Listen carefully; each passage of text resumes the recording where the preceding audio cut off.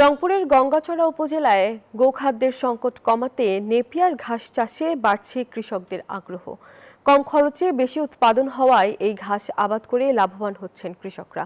চাহিদা থাকায় স্থানীয় বিক্রেতারা সরাসরি কৃষকের বাড়ি থেকে ঘাস কিনে বিক্রি করছেন বাজারে। সুজন আহমেদের পাঠানো তথ্য, ছবিতে ডেস্ক রিপোর্ট।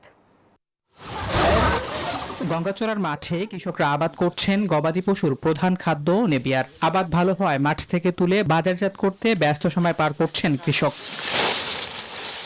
কম খরচে বেশি লাভ হওয়ায় এ জাতীয় ঘাস চাষে আগ্রহ বাড়ছে কৃষকদের। এছাড়া একবার রোপণ করলেই বছরের পর বছর মেলে এ জাতীয় ঘাস, তাই আগ্রহ বাড়ছে চাষিদের।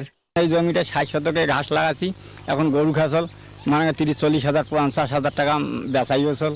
বাজারে নেপিয়ার ঘাসের চাহিদা থাকায় স্থানীয় বিক্রেতারা সরাসরি কৃষকদের বাড়ি থেকে ঘাস কিনে বাজারে বিক্রি করছেন। নিজে বিক্রি করি না, আমি জমিতে বিক্রি করে দেই।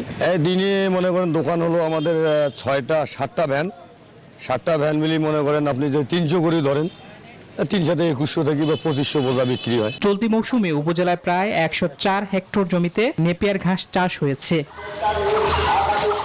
Desk report, news 24।